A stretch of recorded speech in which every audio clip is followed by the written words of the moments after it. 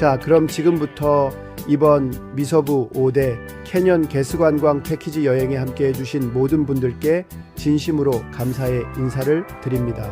저는 오늘부터 여러분과 4박 5일 동안 서부대자연의 장대한 풍경과 미국 역사 그리고 사람 사는 이야기들을 함께 나누게 될 안내자입니다. 먼저 먼 길 태평양을 건너 이곳까지 오시느라 얼마나 수고 많으셨습니까? 여러분, 한 분 한 분의 여행은 단순한 관광이 아니라 인생의 귀한 시간과 마음이 담긴 추억을 만드는 여정이라 생각합니다. 저희 개수관광은 1994년부터 지금까지 수많은 분들과 함께 서부의 광활한 사막과 협곡을 달려왔습니다. 이 4박 5일 일정은 30년에 가까운 시간 동안 수천 명의 손님들이 다녀가신 검증되고 숙성된 전통 있는 여행 코스입니다. 다만 코로나 사태 이후 서부 패키지 투어가 폭망을 해서 어쩔 수 없이 이번에는 아직 대형 버스 운행이 제약되는 상황으로 인해 소수 인원으로 미니버스를 이용해 움직이게 되었고, 그 점은 저희도 매우 아쉽게 생각하고 있습니다. 하지만 작은 차량이 주는 장점도 큽니다. 더 여유 있는 정차, 유연한 이동, 이번 일정에는 특별히 식사에 크게 신경 써서 훨씬 좋게 메뉴 식단을 준비했답니다. 우리는 지금부터 미국 서부의 상징적인 자연 경관과 도시, 사람의 손이 닿지 않은 대자연의 신비를 직접 마주하게 됩니다. 세계적인 명성의 그랜드 캐년과 브라이스 캐년, 인디언 보호구역의 엔텔로프 캐년, 말굽처럼 휘어진 콜로라도 강의 홀슈 밴드, 사막의 풍력 발전소, 중고전투기 비행장, 한때 은광으로 번성했던 캘리코 고스트 타운, 그리고 끝없이 펼쳐지는 캘리포니아 곡창지대의 웅장한 농경지까지 볼거리, 이야기, 감동이 가득한 여행길이 기다리고 있습니다. 이번 일정은 워낙 장거리이기 때문에 하루 7시간에서 8시간 이상 차로 이동하게 됩니다. 중간에 2-3시간에 한 번씩 화장실과 간단한 휴식을 취할 수 있는 시간도 충분히 마련되어 있습니다. 버스 안에서는 편하게 쉬시고 창밖의 풍경을 천천히 즐겨보시기 바랍니다. 그리고 가는 곳마다 기념사진, 풍경사진 많이 남기시길 바랍니다.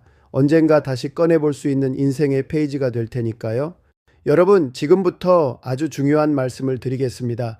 여러분의 안전과 소지품 보호를 위한 안내이니 꼭 귀 기울여 주세요. 이번 여행하시는 미국은 지구 반대편에 있지만 문화도 정말 정반대인 경우가 많습니다. 같은 상황을 두고도 전혀 다른 방식으로 행동하고 느끼는 걸 보면 정말 다른 나라에 왔구나 하는 생각이 절로 들죠.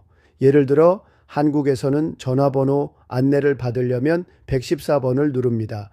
경찰은 112, 소방은 111조. 하지만 미국에서는 전화 정보는 4111, 그리고 경찰이든 소방이든 긴급 상황은 전부 9111 하나로 통일되어 있습니다. 걷는 방향도 다릅니다. 한국에서는 사람들이 인도에서 보통 오른쪽으로 걷는 것이 자연스럽지만 미국에서는 왼쪽으로 걷는 경우가 많아 종종 서로 피해 다니는 장면이 벌어지곤 하죠. 집 방향을 선호하는 기준도 완전히 다릅니다. 한국은 햇살이 잘 드는 남향을 최고로 여기지만 미국은 오히려 북향이나 석양이 지는 서향을 선호하는 경우가 많습니다. 특히 서쪽 방향의 뷰를 아주 중요하게 생각하죠. 도시 구조도 다릅니다. 한국에서는 대체로 남쪽이 잘 사는 동네가 많지만 미국에서는 북쪽, 특히 언덕 위에 위치한 북쪽 동네가 부촌입니다. 산동네 역시 한국에서는 가난한 이들의 공간처럼 여겨지지만 미국에서는 오히려 뷰가 좋은 언덕 위 고급 주택가입니다. 죽음과 장례 문화도 큰 차이가 있습니다. 한국은 하얀색 상복을 입고 조용히 고인을 보내지만 미국은 검은색 옷을 입고 장례식에 참석합니다. 색상에 담긴 의미 자체가 정반대입니다. 까마귀에 대한 인식도 다릅니다. 한국에서는 까마귀가 울면 불길하다고 하지만 미국에서는 까마귀를 신비롭고 지혜로운 존재로 여깁니다. 특히 에드거 앨런 포의 더 레이븐처럼 문학작품에도 자주 등장하죠. 학교 문화에서도 큰 차이가 있습니다.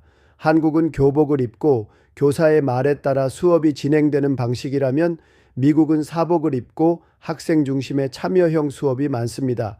교사에게 선생님이라고 부르지 않고 에말라 이름으로 부르는 것도 인상적인 차이입니다. 질문을 대하는 태도도 다릅니다. 한국 학생들은 질문하기를 조심스러워하는 경우가 많지만 미국 학생들은 수업 도중에도 적극적으로 손을 들어 질문을 합니다. 창피해서 말 못하겠어 보다는 몰라도 물어보자가 기본 정신입니다. 식사 문화도 극과 극입니다. 한국에서는 여러 사람이 반찬을 나눠 먹는 문화가 익숙하지만 미국에서는 개인 접시에 본인이 주문한 것만 먹습니다. 공동으로 먹는 문화 자체가 익숙하지 않죠. 화장실 문화도 다릅니다. 한국은 휴지를 변기에 버리지 않고 따로 휴지통에 버리지만 미국은 휴지를 그냥 변기에 버립니다. 휴지통이 아예 없는 경우가 대부분이죠. 예의와 표현 방식도 큰 차이가 있습니다. 한국에서는 나이에 따라 존댓말과 예절을 엄격히 지키지만 미국은 이름을 부르며 친구처럼 이야기하는 게 자연스럽습니다. 어른도 어린아이도 유 하나로 평등하게 대하는 느낌이 강하죠. 선물이나 감정 표현도 다릅니다. 한국에서는 선물은 정성스럽게 포장해야 정이 느껴진다고 하지만 미국은 카드 한 장에 담긴 진심만으로도 충분합니다. 오히려 포장이 지나치면 어색해하기도 하죠. 기념일을 챙기는 방식도 다릅니다. 한국은 100일, 200일, 커플 기념일 등 세심한 기념일이 많지만 미국은 생일, 크리스마스, 발렌타인 같은 명절 중심으로 문화가 구성되어 있습니다. 졸업식도 한국은 꽃다발, 미국은 학사모 던지기, 식당 서비스도 다릅니다. 미국에서는 웨이터가 자기 담당 테이블이 아니면 아무리 불러도 절대 오지 않습니다. 같은 식당이라도 역할 분담이 철저한 거죠. 이처럼 한국과 미국은 사소한 것부터 삶의 철학까지 완전히 다른 점들이 많습니다. 그렇다고 누가 맞고 틀리다는 게 아니라 다르기 때문에 배울 게 많고 이해할수록 서로 가까워지는 것입니다. 그래서 여행이 중요한 겁니다. 우리가 익숙했던 세계 밖을 경험하고 나와는 다른 기준을 가진 사람들을 만남으로써 내 마음과 시야가 조금 더 넓어지는 거죠. 한국에서는 종종 식당이나 카페 같은 장소에서 잠깐 자리를 비울 때 핸드폰이나 핸드백을 자리에 놓아두고 다녀오는 경우가 있습니다.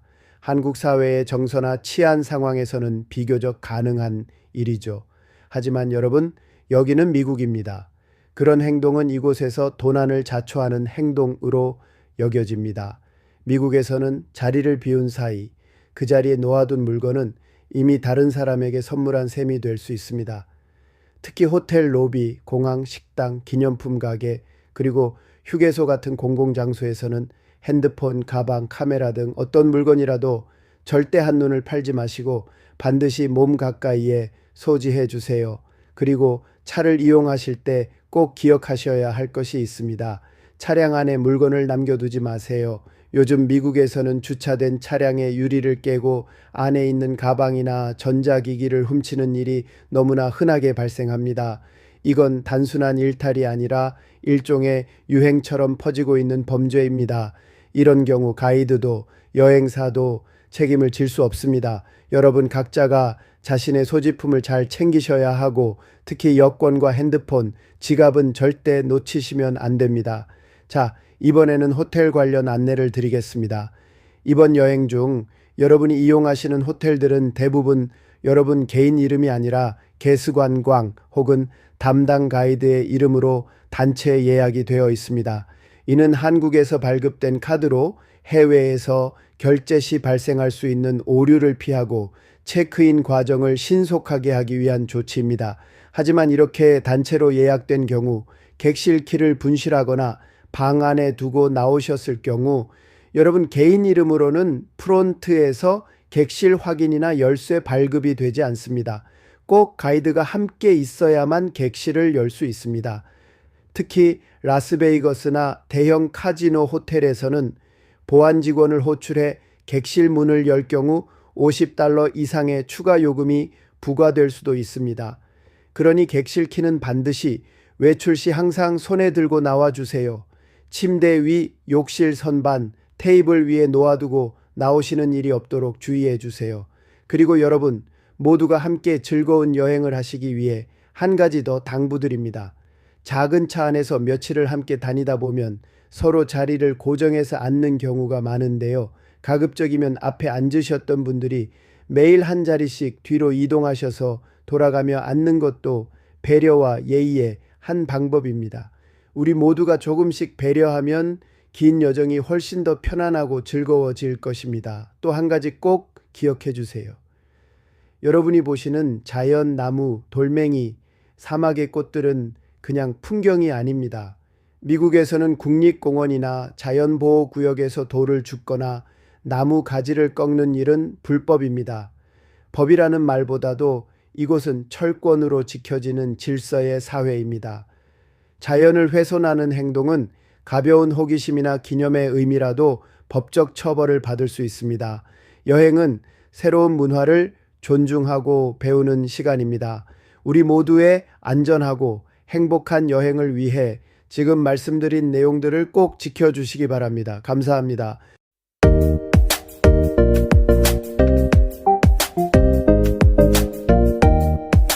그럼 지금부터 우리가 함께 떠날 4박 5일의 위대한 여정을 미리 한번 둘러보겠습니다. 어떤 도시를 지나고 어떤 명승지를 만날지 미리 알고 가면 감동이 2배, 추억은 3배가 되겠죠. 월요일 아침 우리는 세계적으로 유명한 실리콘밸리에서 출발해 미국 서부의 대자연을 만나는 5대 캐니언 투어의 첫 여정을 시작했습니다. 우리가 출발한 지역은 실리콘밸리 IT 기업 본사들 모여있는 첨단 산업지구 산호세 지역이었습니다. 이곳에서는 세계를 바꾸는 새로운 아이디어들이 오가고 수천만 명이 사용하는 스마트폰과 인공지능 기술들이 개발되고 있었죠. 하지만 오늘 아침 우리는 그런 디지털의 세계를 잠시 뒤로 하고 지구가 수억 년 동안 빚어낸 자연의 원형, 그 거대한 협곡들과 대자역을 찾아 떠났습니다. 우리의 여정은 총 4박 5일 그랜드 캐니언, 브라이스 캐니언, 자이언트 캐니언, 엔텔로프 캐니언, 그리고 말굽처럼 굽이 도는 호스슈밴드까지 미국 서부의 5개 대표 캐니언을 모두 만나는 특별한 코스입니다. 버스는 실리콘밸리의 테크 캠퍼스를 지나 어느덧 센트럴 캘리포니아의 광활한 곡창지대로 달리고 있었습니다. 차창 밖으로 수십만 그루의 나무들이 스쳐 지나갑니다. 멀리서 다가왔다가 금세 사라지는 올리브 나무, 호두 나무, 아몬드 나무들, 마치 여행자들을 환영하듯 조용히 손을 흔들다 이내 뒤로 사라집니다. 끝없이 펼쳐진 황금들녘, 그 위를 뒤덮은 과수원과 견과류 나무들은 초여름의 햇살을 머금고 고요하게 빛나고 있습니다. 우리는 캘리포니아 중앙의 농업도시 베이커스필드에 도착해 정고 무렵 점심 식사를 했고 이제는 시에라네바다 산맥의 낮은 언덕을 넘고 있습니다. 조금 전까지 과수원이던 풍경이 바뀌더니 이제는 능선 위로 수백 개의 풍력 발전기가 돌고 있습니다. 흰 바람개비들이 동시에 팔을 돌리며 바람을 모으는 모습은 장엄하기도 하고 신비롭기도 합니다. 그때 버스 앞쪽에서 가이드 신 팀장님이 손짓을 하며 말합니다. 자, 이제부터 본격적으로 모하비 사막에 진입합니다. 그리고 버스 안에는 잠시 조용한 감탄이 흐릅니다. 바뀐 풍경, 바뀐 하늘, 그리고 곧 다가올 붉은 땅의 협곡들. 모하비 사막에 진입하며 가이드 신 팀장님이 손을 들어 오른쪽을 가리킵니다. 저기 보이시죠? 오른쪽에 펼쳐진 저 공항 같은 곳이요. 저곳은 일반 공항이 아니라 수많은 중고 비행기들이 보관되고 판매되는 비행기 저장소입니다. 차창 너머로 눈을 돌리면 햇빛에 반짝이는 은색 동체들이 길게 늘어서 있습니다. 비행기를 해체하기도 하고 부품을 떼어내기도 하며 때로는 완전히 보관 상태로 판매되기까지 하는 거대한 비행기의 무덤이자 시장인 셈이죠. 그 뒤로 펼쳐진 산맥 위에는 헤아릴 수 없을 만큼 많은 테아차피, 패스 윈드팜 풍력 발전기들이 돌아가고 있습니다. 이 수많은 풍력 발전기들이 있는 곳은 테아차피라는 미국에서 가장 오래된 풍력 발전 단지 중 하나입니다. 드디어 4박 5일 첫 번째 관광지, 미국 서부 개척 시대의 흔적이 고스란히 남아있는 캘리코 은광촌, 영어로는 칼리코 고스타운에 도착했습니다. 모하비 사막 한복판의 유령 마을입니다. 이제부터는 과거로의 시간 여행이 시작되는 셈이죠. 1881년 이곳에서 은이 대량으로 발견되면서 하루아침에 수많은 광부들과 상인들, 모험가들이 몰려들었습니다. 당시에는 500개가 넘는 광산이 돌아가고 1200명이 넘는 사람들이 이 작은 마을에 살고 있었다고 합니다. 하지만 은 가격이 폭락하고 광산이 하나둘 문을 닫으면서 이 마을도 점점 사람들의 발길에서 멀어졌습니다. 결국 1900년대 초 이 마을은 사람이 떠나고 건물만 남은 유령 마을이 되었죠. 지금 우리가 걷게 될 거리에는 당시의 광산사무소, 보안관집, 술집, 교회, 그리고 단 한 번도 쏘지 않았다는 전설의 총집까지 서부 개척 시대의 삶과 숨결이 그대로 보존되어 있습니다. 이곳은 단순한 관광지가 아니라 미국 서부 골드러시와 개척 정신의 상징이기도 하고 헐리우드 영화 세트장 같기도 했답니다. 서부 영화나 드라마, 심지어 뮤직비디오의 촬영지로 자주 쓰이는 아주 특별한 장소랍니다. 여러분, 저기 보이시죠? 저 사막 끝에 드디어 라스베이거스가 나타납니다. 황량한 모하비, 사막 한복판에 갑자기 솟아오른 불빛의 도시. 이곳이 바로 세계에서 가장 화려한 엔터테인먼트 도시 라스베이거스입니다. 우리는 지금 라스베이거스의 중심가 스트립이라 불리는 메인 도로로 진입하고 있습니다. 이 길 양옆으로 늘어서 있는 호텔과 카지노들은 단순한 숙박시설이 아닙니다. 각 호텔마다 고유의 테마와 볼거리, 공연, 레스토랑, 쇼핑몰을 갖춘 작은 도시들이죠.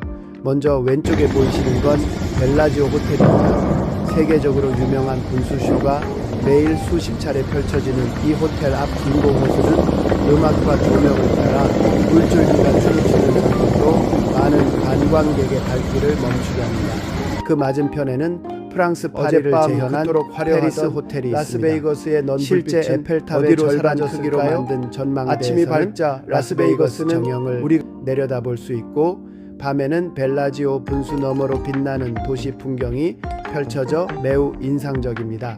조금 더 지나면 시저스 팰리스가 나옵니다. 고대 로마의 황제 궁전을 본떠 만든 이 호텔은 황금 조각상, 대리석 기둥, 분수와 아트 갤러리까지 갖추고 있어 관광 명소로도 유명합니다. 이 안에는 명품 브랜드들이 즐비한 포럼, 샵스 쇼핑몰과 함께 천둥의 신이라는 무료 실내 애니메이션 분수쇼도 있습니다. 그 옆에 위치한 플라밍고 호텔은 라스베이거스에서 가장 오래된 전통을 가진 호텔 중 하나입니다. 호텔 내 정원에는 실제 플라밍고들이 살고 있고 작은 연못과 야외 산책로가 잘 꾸며져 있어 잠시 걸으며 여유를 즐기기에 아주 좋은 장소입니다. 이 일대는 모두 도보로 10에서 15분 거리 안에 모여 있어 천천히 걸으며 구경하기에도 좋고 각 호텔 안으로 들어가 구경하거나 식사, 쇼핑, 공연을 즐기기에도 좋습니다. 밤이 되면 스트립 전체가 하나의 거대한 빛의 도시로 변신합니다. 건물마다 반짝이는 조명과 거리의 음악, 퍼포먼스가 어우러져 말 그대로 잠들지 않는 도시의 진면목을 보여줍니다. 조금 멀리 나가고 싶은 분들께는 라스베이거스의 원조 중심지인 프리몬트 거리도 추천드립니다. 라스베이거스의 옛 정취가 남아있는 이 거리는 밤마다 천장에 펼쳐지는 LED 라이트 쇼와 거리 공연, 지퍼라인 체험 등으로 또 다른 매력을 선사합니다. 오늘은 이 화려한 도시를 자유롭게 만끽해 보시고 내일은 이와는 완전히 다른 세계, 신의 조각품이라 불리는 자이언 캐년과 브라이스 캐년을 찾아 대자연의 품으로 떠나게 됩니다. 오늘 하루 눈과 마음에 반짝이는 추억을 가득 담아가시길 바랍니다. 즐거운 라스베이거스의 밤 되십시오. 어젯밤 그토록 화려하던 라스베이거스의 넌 불빛은 어디로 사라졌을까요? 아침이 밝자 라스베이거스는 우리가 아는 어느 도시처럼 평범한 얼굴로 돌아와 있었습니다. 불빛은 꺼지고 흥청이던 거리는 조용히 숨을 고르고 있었죠. 마치 영화 리빙 라스베이거스의 한 장면처럼 우리는 그렇게 뒷모습을 남긴 채 라스베이거스를 떠났습니다. 5번 고속도로를 타고 북쪽으로, 그리고 아리조나의 끝자락을 스치듯 지나 드디어 유타주로 들어섰습니다. 이제 대자연의 품속으로, 붉은 땅의 세계로 들어가는 순간이었죠. 붉게 물든 절벽, 서서히 거칠어지는 바위산들, 자이언 캐년이 가까워지고 있다는 신호였습니다. 첫 번째 관광지는 신의 궁전이라 불리는 자이언 캐년 국립공원. 자이언은 유타의 5대 캐년 중 하나이자 신이 만든 듯한 거대한 협곡과 붉은 사암, 절벽이 펼쳐진 그야말로 장엄한 땅이었습니다. 와, 우리 모두는 버스 창문 너머로 외치는 감탄사, 내가 손가락으로 가리키며 말했죠. 여러분 저기 보세요. 저쪽 창문 쪽 보이시죠? 그것은 자이언 캐년의 명물 천장을 뚫고 지나가는 터널과 5개의 창문에 있었다. 신기하고 특유했다. 이 터널은 1910년대에 뚫은 것으로 가파른 절벽 속을 관통하며 바깥 풍경을 보여주는 창문이 마치 거대한 액자처럼 열려 있습니다. 숨죽이며 굽잇길을 따라 터널을 빠져나온 우리 앞에 펼쳐진 건 붉은 절벽과 초록나무 그리고 벌진강이 만든 대자연의 조화였습니다. 말이 필요 없는 광경이었어요. 그저 고개를 들고 가슴을 열고 바라보는 순간이었죠. 우리는 자이언 캐년의 동쪽 문을 빠져나와 유타주의 굽이진 산악지대를 따라 전형적인 미국 시골 마을 풍경을 가로질렀습니다. 가끔씩 마주치는 빨간 지붕의 집들, 흙먼지를 일으키며 달리는 트럭, 그 사이로 고요히 풀을 뜯는 말들까지, 그 풍경은 한 폭의 수채화 같았습니다. 그렇게 도착한 곳은 마치 온 세상이 붉게 물든 것만 같은 레드 캐년이었습니다. 우리는 차를 세우고 사진을 찍으며 바람에 깎인 바위 기둥들을 배경 삼아 후두에 대한 이야기를 들었습니다. 수백만 년 동안 풍화와 침식에 의해 만들어졌다는 이 신비한 바위 기둥들은 마치 자연이 세운 탑처럼 우뚝 솟아 보는 이의 시선을 단숨에 사로잡았습니다. 잠시 후 우리는 브라이스 캐년으로 들어가기 전 입구에 루비스 인이라는 고풍스러운 통나무식 뷔페 식당에 들렀습니다. 늦은 점심이었지만 따뜻한 음식과 투박한 미국식 분위기가 왠지 이 대자연 속의 하루와 동영상인데요. 잘 어울렸습니다. 그리고 도착한 곳 바로 이날의 하이라이트 브라이스 캐년이다 가이드 신 팀장 안내로 선셋 뷰포인트에 서자 눈앞에 펼쳐진 풍경은 말문이 막힐 정도로 압도적이었습니다. 수천 개의 후두가 마치 행진하듯 계곡 아래로 늘어서 있었고, 붉고 노란 빛이 석양에 물들어 마치 신이 깎아놓은 조각 정원 같았습니다. 우리는 천천히 빨간 흙길을 따라 후두숲 사이로 내려갔습니다. 내려갈 땐 감탄, 올라올 땐 진짜 숨이 턱까지 차올랐고 다리는 후들후들 떨렸습니다. 하지만 뒤돌아보니 그 모든 피로조차 황홀한 추억이 되어 있었죠. 여러분, 말이 필요 없는 순간입니다. 나는 그렇게 말하고 입을 닫았습니다. 그 순간의 감정은 말로 설명할 수 없는 경외감이었습니다. 그리고 브라이스 캐년을 떠나서 우리의 마지막 목적지를 향했다. 미국 서부 젖줄 콜로라도 강이 곡선 홀슈 밴드와 글렌댐 더 레이크 파웰로 향했다. 저 멀리 인간이 만든 위대한 구조물 콜로라도강 위 글렌댐이 보였고, 그 위로 펼쳐진 레이크 파웰 호수는 마치 거울처럼 잔잔하게 빛나고 있었습니다. 햇살이 수면을 부드럽게 감싸고 사진 속 풍경처럼 고요한 장면이 펼쳐졌죠. 그리고 드디어 우리는 숨을 고르며 천천히 홀슈 밴드의 언덕을 걸어 내려갔습니다. 아찔하게 휘어진 절벽 아래로 콜로라도 강이 말굽처럼 휘감아 흐르는 풍경, 수십억 년을 깎고 흐르며 만들어진 그 모습은 사진보다 영상보다 훨씬 더 강한 울림을 주었습니다. 강 위로 붉은 석양이 내려앉고 그 빛이 바위에 반사되어 붉고 노란 빛의 향연이 펼쳐졌습니다. 누구도 입을 열지 않았습니다. 말 없이 바라보는 것, 그것이 이 풍경을 온전히 느끼는 방법이었습니다. 저녁은 따뜻한 중국 뷔페에서 여행의 끝자락, 우리는 그날의 감동을 가슴에 담은 차에 식탁에 둘러앉아 조용히 하루를 마무리했습니다. 따뜻한 국물 한 숟갈, 서로를 바라보는 눈빛, 그리고 미소.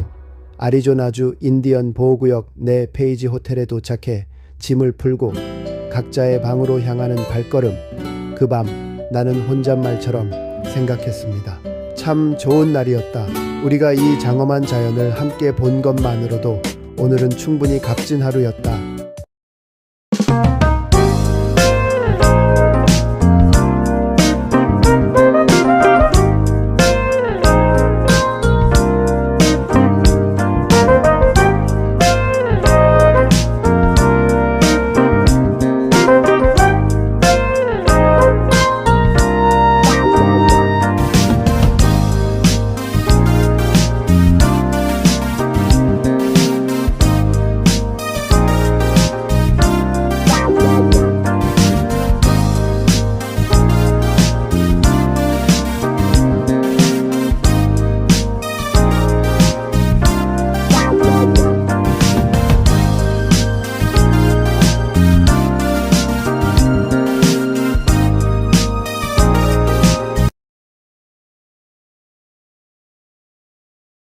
지구에서 가장 아름다운 해돋이를 배경으로 말굽처럼 굽은 장엄한 호수슈 밴드에서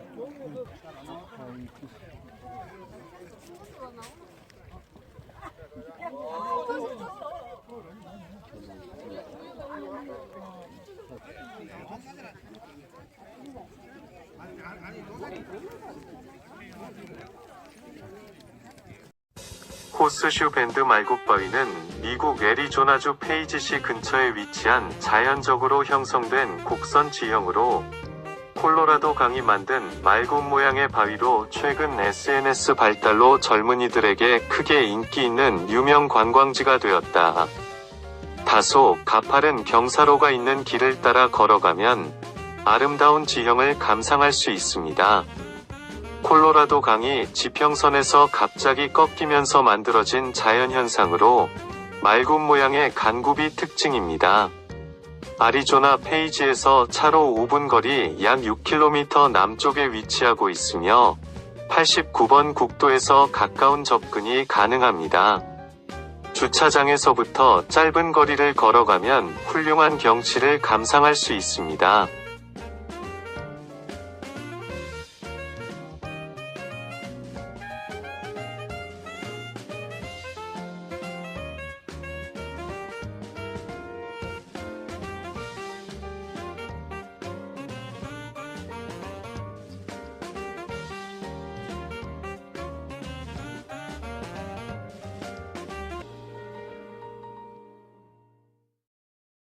어느새 여행의 셋째 날이 밝았습니다.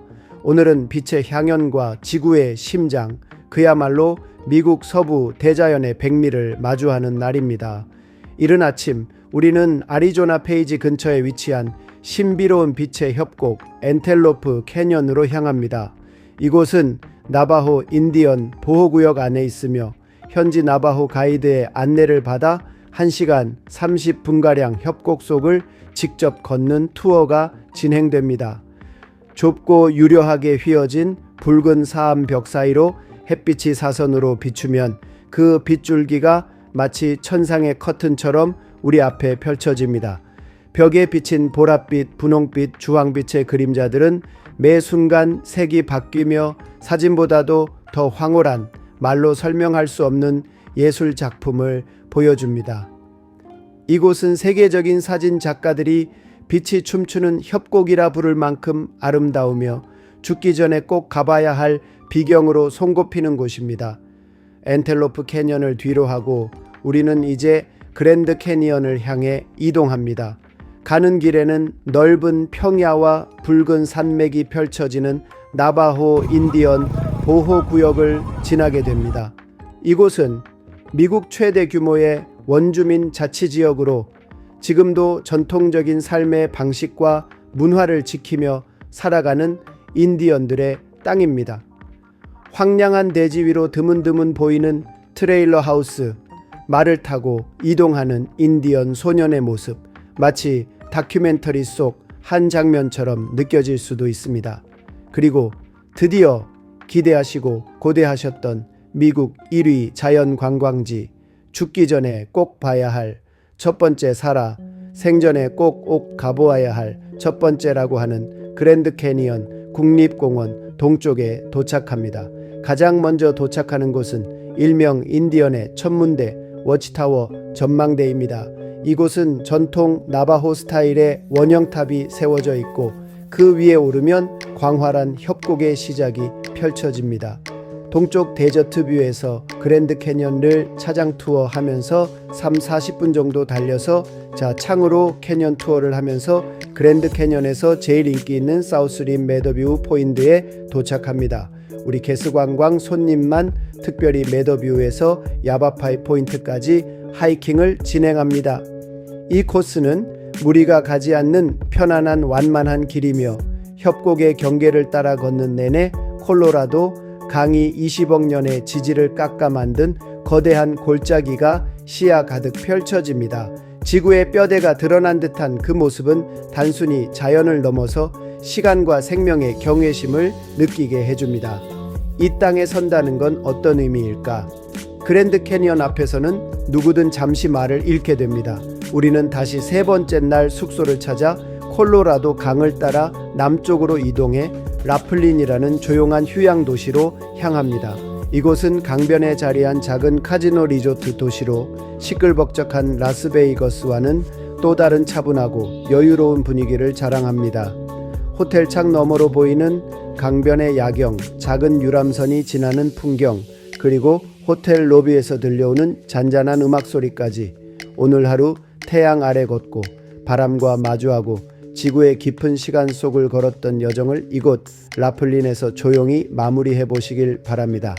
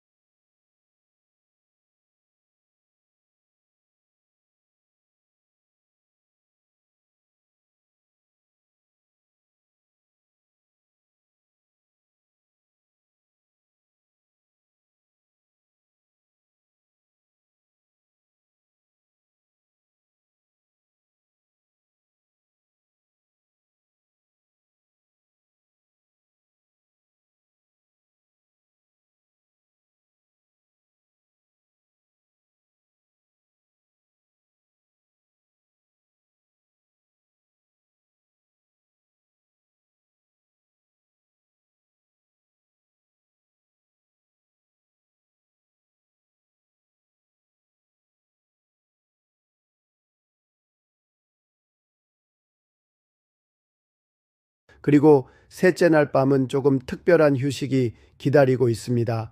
콜로라도 강변에 위치한 라플린이라는 휴양 도시입니다.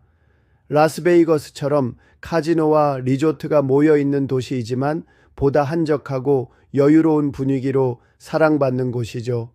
저녁엔 강변에서 야경도 감상하시고 호텔 체크인 후엔 리조트 안에서 자유롭게 쉬시거나 카지노도 살짝 구경하셔도 좋습니다. 네 번째 날 아침은 콜로라도 강변의 조용한 휴양 도시 라플린에서 시작합니다.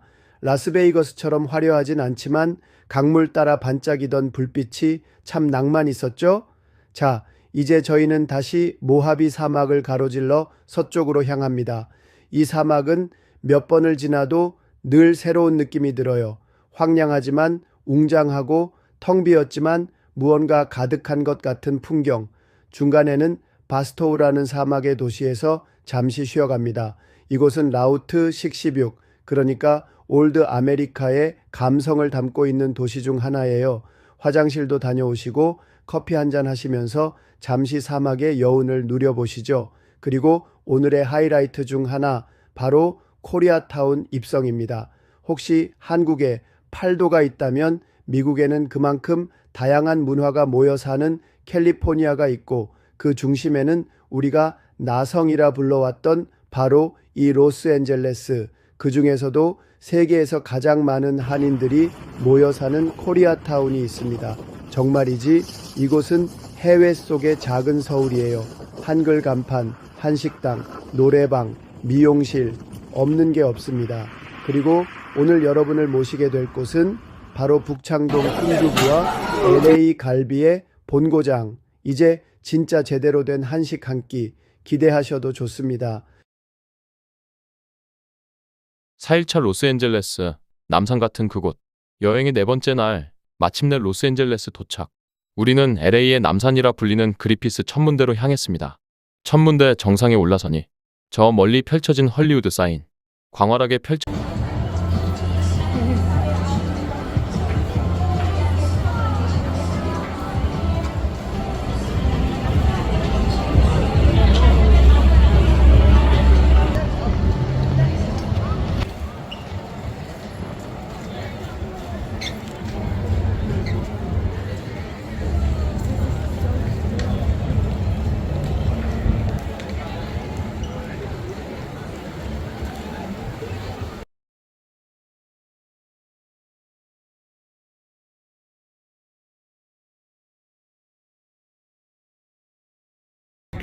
자, 여기는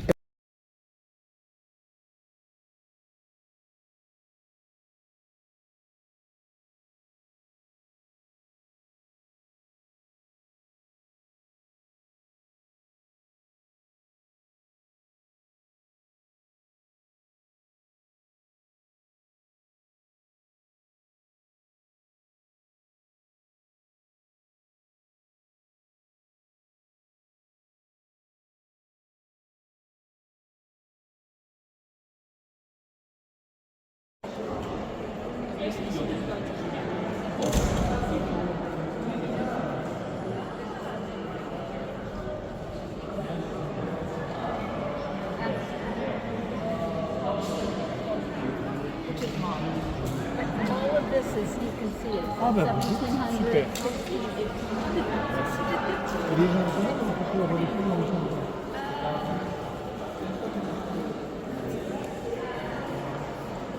첫 번째 별이 배우 조안 우드워드의 이름으로 설치되면서 공식적으로 시작됐습니다.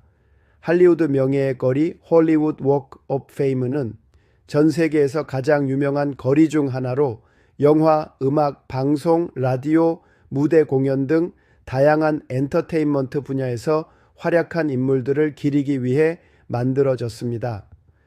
별의 전체 숫자는 2024년 기준으로 2,700개 이상의 별이 설치되어 있으며 매년 약 20에서 24명의 새 인물이 헐리우드 명예의 거리에 헌액되고 있습니다. 헐리우드 워크 오브 페임 별들은 할리우드 블러버드에서 바인 스트리트를 따라 약 2.1km 구간에 걸쳐 설치되어 있습니다. 이 명예에 거리 할리우드 워크 오브 페임은 단순한 기념물이 아니라 대중문화의 역사와 변화를 한눈에 보여주는 살아있는 전시장이기도 합니다. 여러분이 지금 걷고 있는 이 길 위에서 과거의 전설과 현재의 스타들이 한자리에 모여 있는 셈이죠. 이 명예의 거리는 단순한 기념물이 아니라 대중문화의 역사와 변화를 한눈에 보여주는 살아있는 전시장이기도 합니다. 여러분이 지금 걷고 있는 이 길 위에서 과거의 전설과 현재의 스타들이 한자리에 모여 있는 셈이죠. 헐리우드 스타의 거리, 헐리우드 명예의 거리, 헐리우드 워크 오브 페임에는 다양한 미디어 분야에서 뛰어난 업적을 이룬 인물들을 기리기 위해 만들어졌습니다. 명예의 거리의 동판에는 인물들이 속한 분야를 나타내는 아이콘들이 새겨져 있습니다. 각 아이콘의 의미는 다음과 같습니다. 안녕하세요, 여러분. 지금부터 전 세계 영화 산업의 심장이자 수많은 꿈과 이야기가 탄생한 도시 헐리우드의 과거와 현재 그리고 미래까지 이어지는 여정을 함께 떠나보시겠습니다. 지금 이 순간에도 수많은 관광객이 발길을 옮기는 캘리포니아 로스앤젤레스 북쪽 햇살이 가득한 언덕 위 거대한 하얀 글자로 쓰인 홀리우드 사인은 단지 도시 이름이 아니라 영화란 여러분 지금 서 계신 이 게티센터 메인 로비에서 건물 밖을 바라보시면 눈앞에 펼쳐지는 아름다운 대리석 분수를 보실 수 있습니다. 이 분수는 시에라 네바다 산맥에서 채석한 천연 대리석으로 만들어졌으며 길게 이어지는 물길이 조용히 흐르다가 그 끝에는 동그란 예술 분수가 여러분을 맞이하고 있습니다.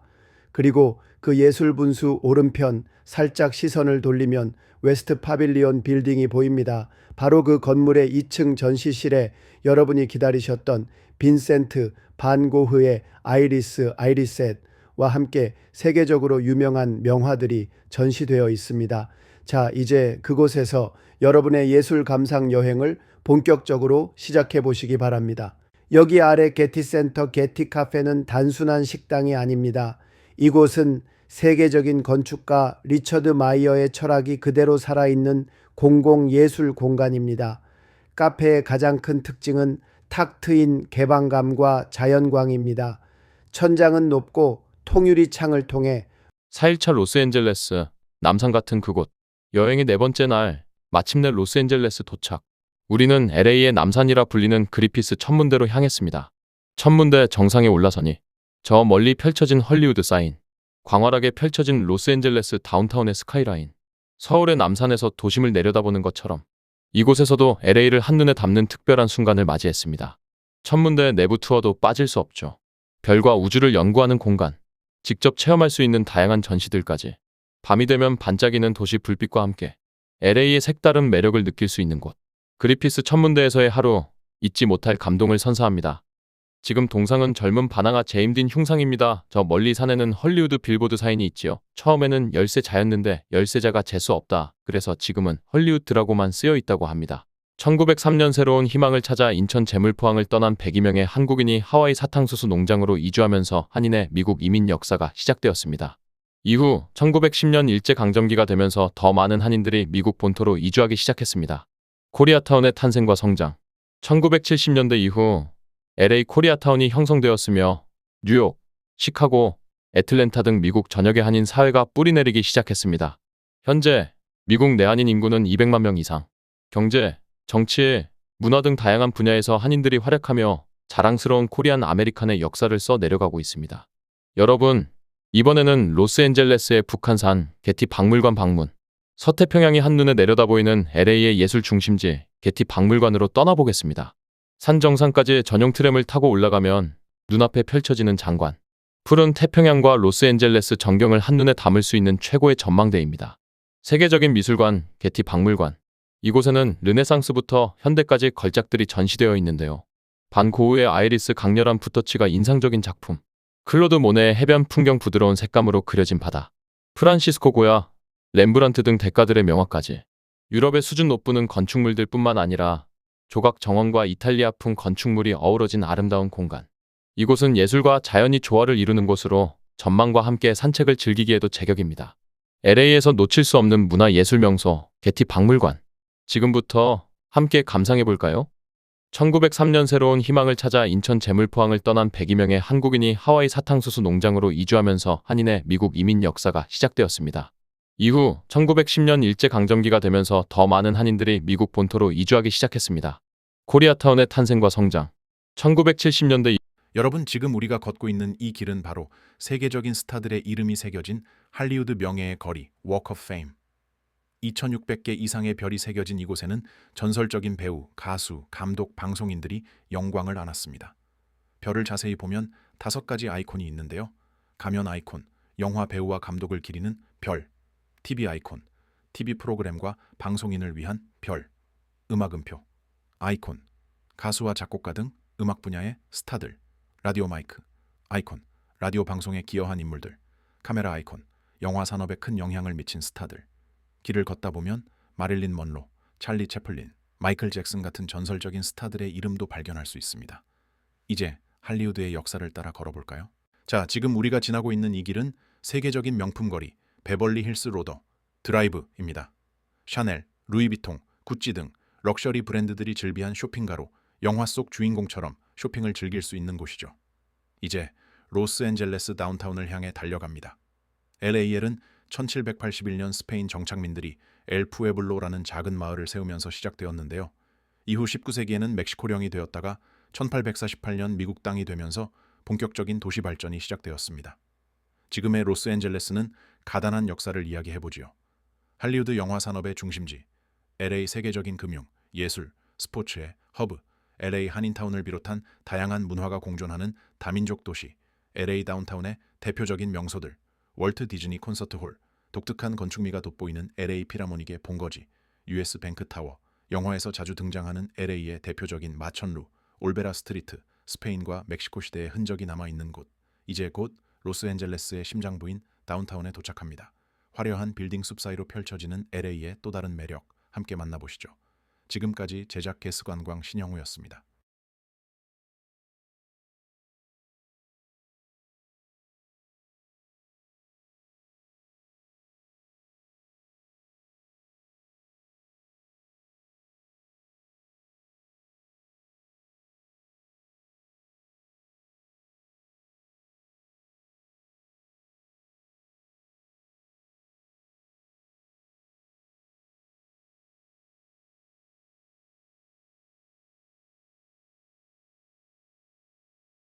헐리우드의 코닥 극장은 2001년에 개장하여 오스카 시상식의 주요 개최지로 알려졌던 상징적인 공연장입니다. 이후 2012년 코닥의 파산으로 이름이 돌비극장으로 변경되었으며 현재까지도 영화와 엔터테인먼트의 중심지로 활약하고 있습니다.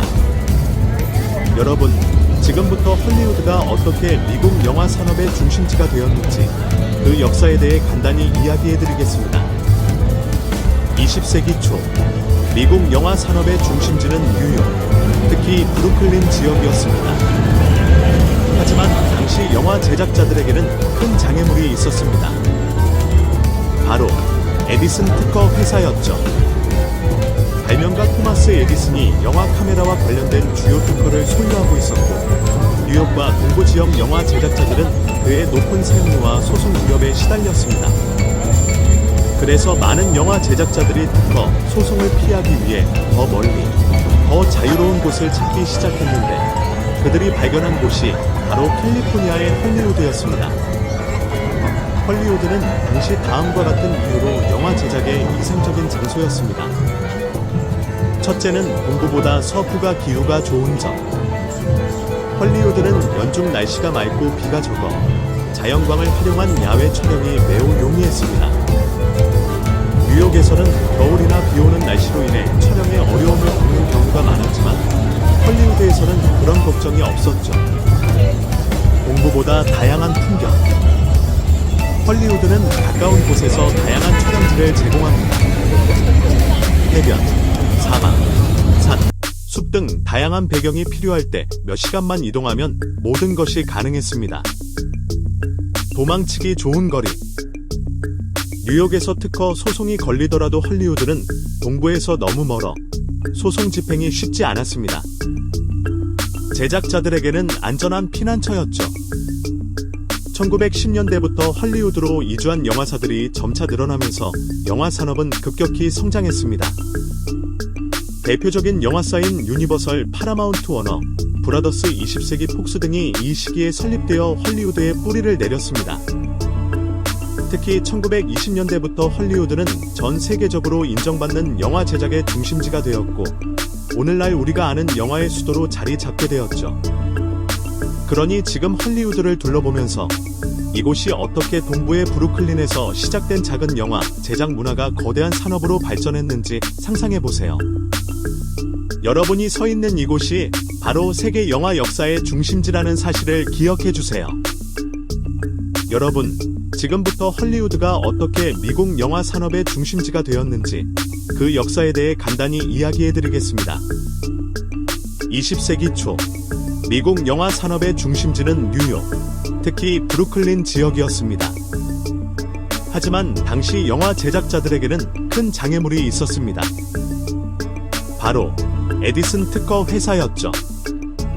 발명가 토마스 에디슨이 영화 카메라와 관련된 주요 특허를 소유하고 있었고, 뉴욕과 동부 지역 영화 제작자들은 그의 높은 사용료와 소송 위협에 시달렸습니다. 그래서 많은 영화 제작자들이 특허, 소송을 피하기 위해 더 멀리, 더 자유로운 곳을 찾기 시작했는데, 그들이 발견한 곳이 바로 캘리포니아의 헐리우드였습니다. 헐리우드는 당시 다음과 같은 이유로 영화 제작의 이상적인 장소였습니다. 1. 의기후. 헐리우드는 연중 날씨가 맑고 비가 적어 자연광을 활용한 야외 촬영이 매우 용이했습니다. 뉴욕에서는 겨울이나 비 오는 날씨로 인해 촬영에 어려움을 겪는 경우가 많았지만 헐리우드에서는 그런 걱정이 없었죠. 2. 다양한 풍경. 헐리우드는 가까운 곳에서 다양한 촬영지를 제공합니다. 해변, 사막, 산, 숲 등 다양한 배경이 필요할 때 몇 시간만 이동하면 모든 것이 가능했습니다. 3. 도망치기 좋은 거리. 뉴욕에서 특허 소송이 걸리더라도 헐리우드는 동부에서 너무 멀어 소송 집행이 쉽지 않았습니다. 제작자들에게는 안전한 피난처였죠. 1910년대부터 헐리우드로 이주한 영화사들이 점차 늘어나면서 영화 산업은 급격히 성장했습니다. 대표적인 영화사인 유니버설, 파라마운트 워너, 브라더스, 20세기 폭스 등이 이 시기에 설립되어 헐리우드에 뿌리를 내렸습니다. 특히 1920년대부터 헐리우드는 전 세계적으로 인정받는 영화 제작의 중심지가 되었고, 오늘날 우리가 아는 영화의 수도로 자리 잡게 되었죠. 그러니 지금 헐리우드를 둘러보면서 이곳이 어떻게 동부의 브루클린에서 시작된 작은 영화 제작 문화가 거대한 산업으로 발전했는지 상상해보세요. 여러분이 서 있는 이곳이 바로 세계 영화 역사의 중심지라는 사실을 기억해주세요. 헐리우드는 여러 유명 영화사들의 본거지로 세계 영화 산업의 중심지로 알려져 있습니다. 주요 영화사들과 대표적으로 촬영된 작품들을 소개해드리겠습니다. 1. 유니버설 스튜디오. 설립 1912년. 위치 헐리우드 근처 유니버설 시티의 위치. 특징 초창기 공포 영화와 블록버스터 제작으로 유명. 대표 작품 주라기 공원, 조레식 박 시리즈, 미이라, 더 머미, 분노의 질주, 패스트 앤드 퓨리어스 시리즈, E.T.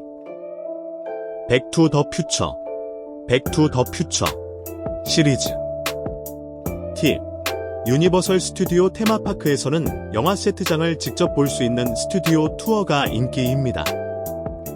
2. 파라마운트 픽처스, 패러마운트 픽처즈. 설립 1912년. 위치 헐리우드 중심부. 특징 클래식 영화부터 현대 블록버스터까지 폭넓은 장르 제작.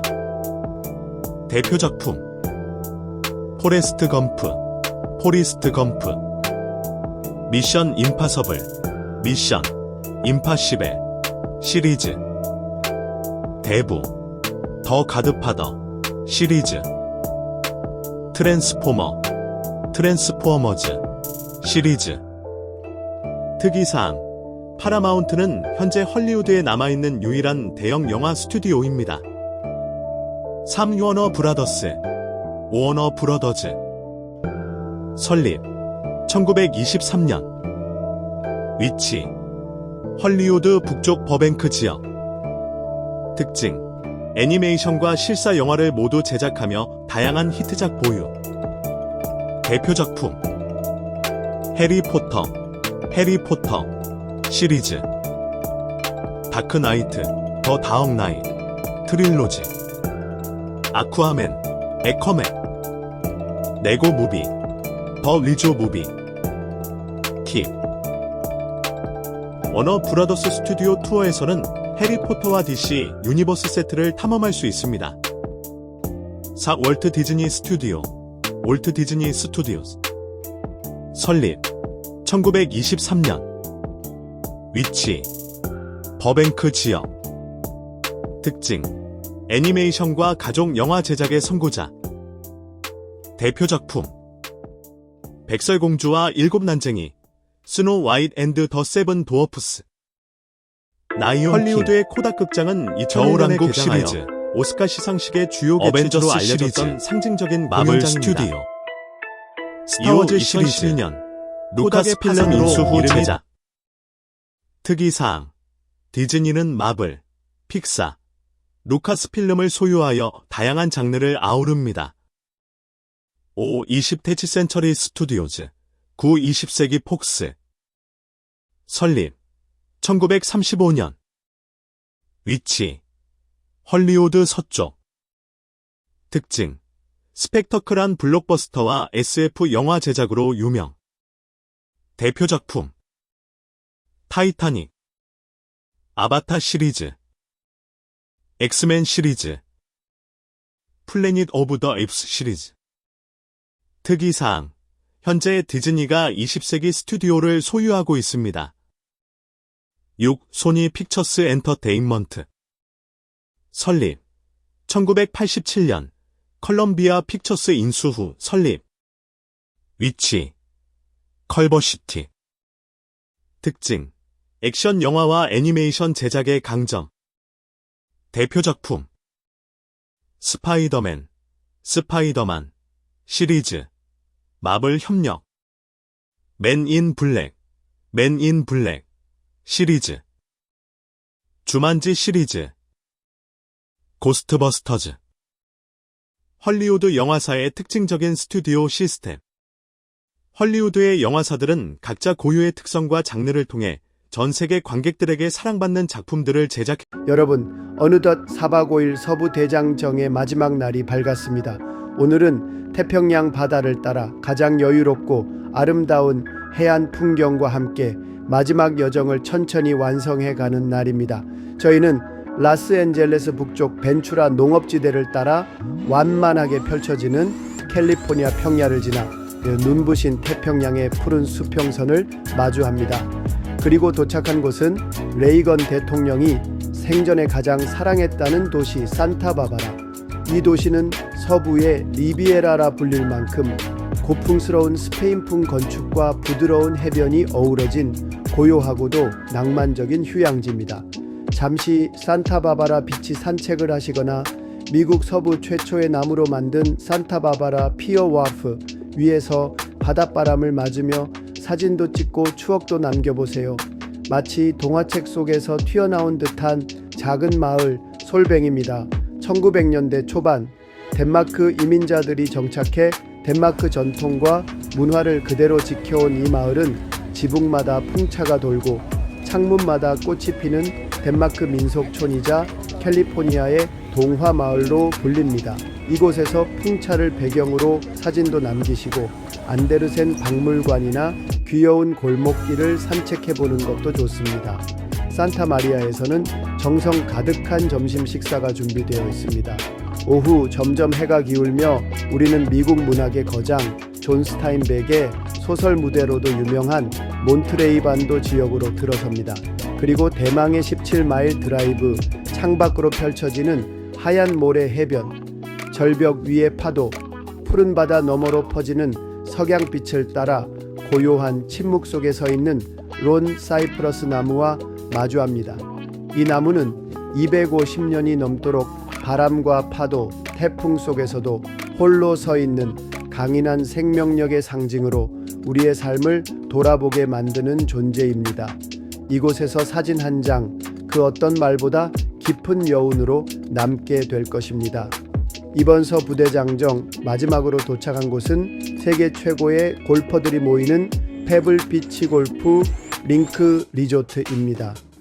이 고급스러운 클럽하우스에서의 짧은 산책은 여행의 대미를 장식하는 데 부족함이 없습니다. 이제 다시 출발지였던 샌호세의 교포 마켓으로 돌아가며 저희 4박 5일의 여정을 마무리하게 됩니다. 여러분, 먼 태평양을 건너 이곳 미국 땅에서 함께한 시간 속에 수많은 풍경과 추억, 감동을 담아가셨기를 진심으로 바랍니다. 개수관광과 함께한 이 여행이 단순한 관광이 아닌 삶의 소중한 쉼표가 되었기를 바랍니다. 고국으로 돌아가시는 분들 남은 여정도 무사히 마치시고 건강한 모습으로 가족 품에 안기시길 바랍니다. 또 미국에 계신 교포 여러분들 건강과 평안이 함께 하시길 진심으로 기원합니다. 여러분과 함께해서 참으로 감사했고 다시 만나 뵙게 되길 소망합니다. 감사합니다. 고맙습니다. 지금까지 USA 게스트투어 개수관광 이였습니다.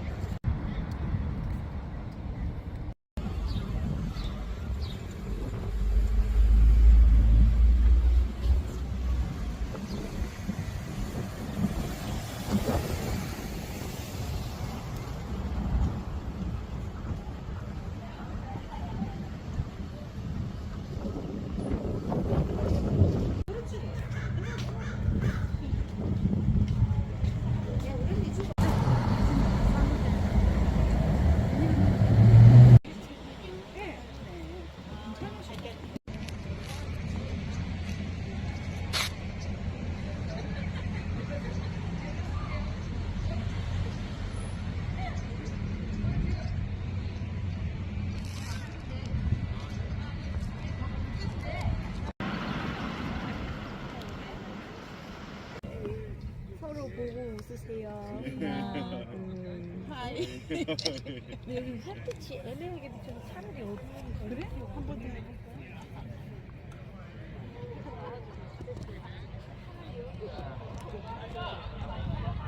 잠시 후 우리는 게스트투어 4박 5일 마지막 날 오전 첫 번째 관광지 캘리포니아에서 가장 낭만적인 도시 산타바바라에 도착합니다.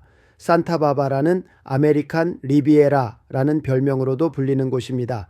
하지만 우리는 시간 관계상 다운타운 산타바바라는 동영상 보면서 상상나라에 맘 펼치시고 오늘 우리는 산타바라 비치와 피어 쪽 바닷길만 둘러보게 된답니다. 산타바바라는 유럽풍의 건축, 온화한 날씨, 그리고 그림 같은 해안가가 어우러져 정말 아름다운 곳입니다.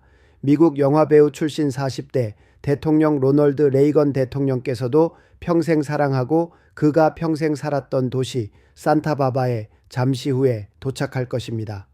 태평양과 만나는 낭만적인 해변, 산타바바라의 해변은 아메리칸 리비에라라 불릴 만큼 유럽풍의 우아함과 캘리포니아의 자유로운 해변 분위기가 완벽하게 어우러진 곳입니다.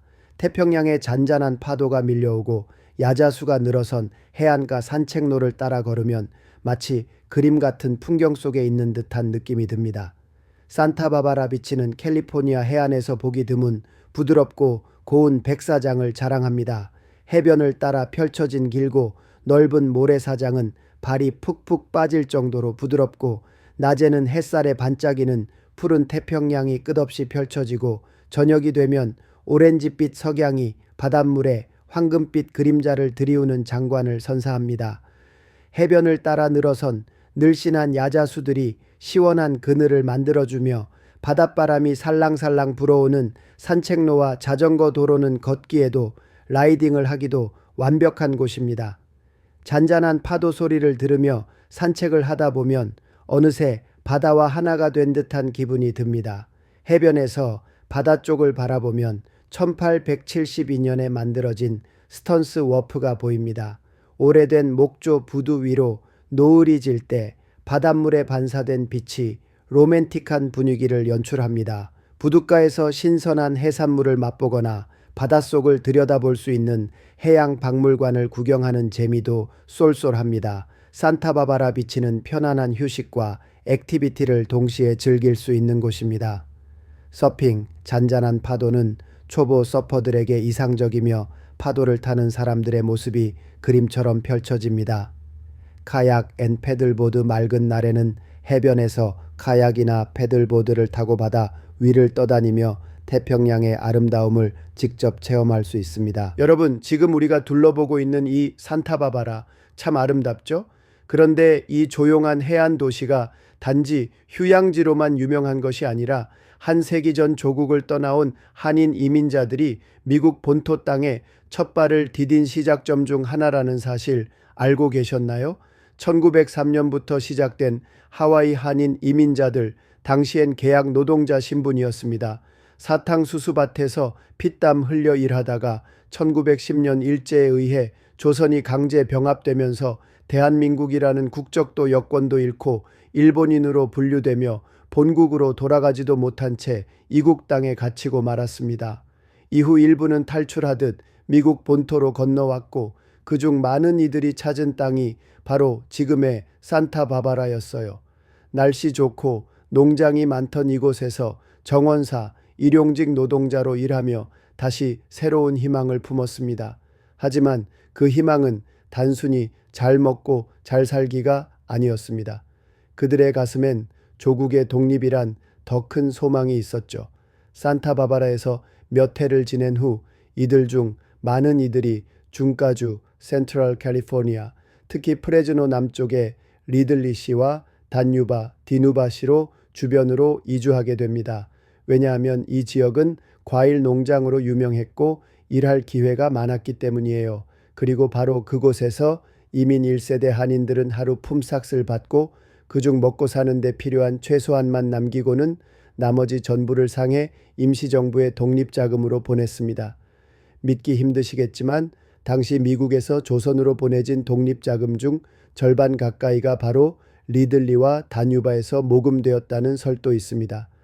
특히 김호, 김영순 선생이 세운 김브라더스 상회 킴브라더스 컴퍼니는 이 지역에서 크게 성공한 한인 기업이었고 이윤 대부분을 애국단체와 임시정부에 보내는 경제적 후원 중심이었습니다.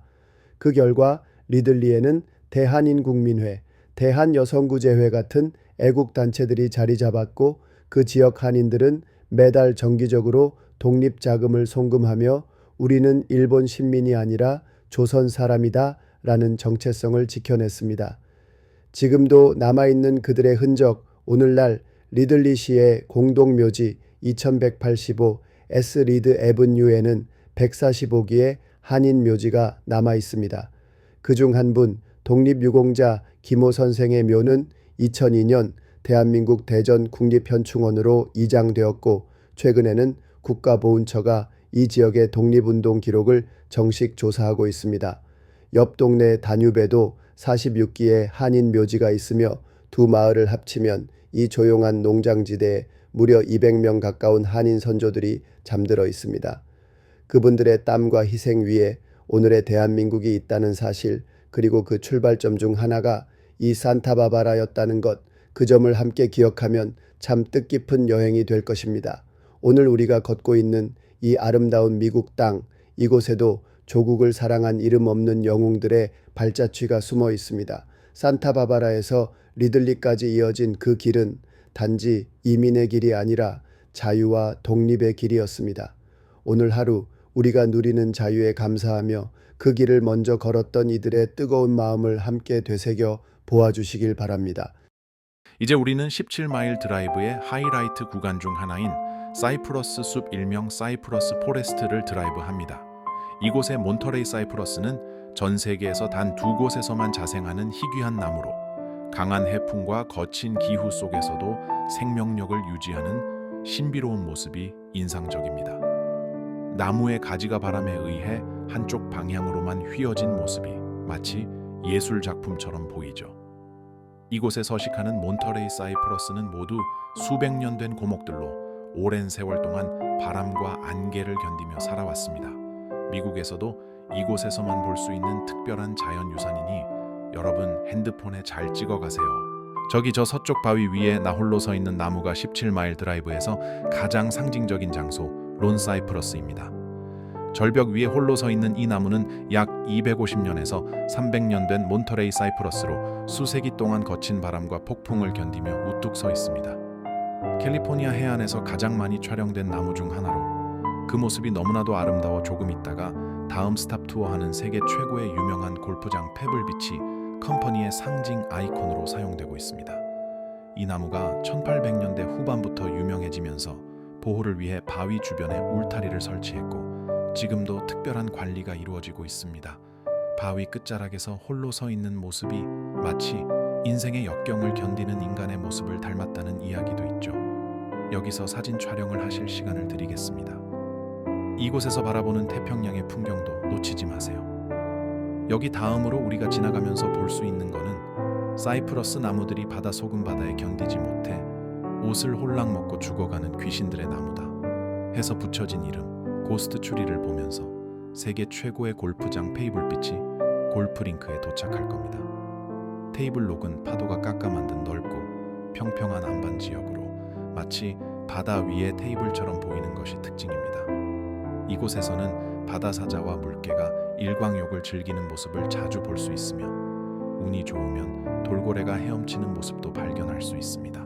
그리고 이제 도착하는 곳이 바로 세계적으로 유명한 페블비치 골프 코스입니다. 1919년에 개장한 이 골프장은 미국 내에서도 가장 아름다운 해안 골프장 중 하나로 손꼽히며 매년 수많은 PGA 대회와 US 오픈이 열리는 명소입니다. 골프를 좋아하시는 분들이라면 한 번쯤 이곳에서 라운딩하는 것이 꿈일 텐데요. 8번, 9번, 10번, 그리고 18번 홀은 태평양을 배경으로 펼쳐지는 절경 덕분에 세계에서 가장 멋진 골프 코스 중 하나로 평가받고 있습니다. 이곳 클럽하우스에는 레스토랑과 기념품 숍도 있으니 잠시 들러서 둘러보는 것도 추천드립니다.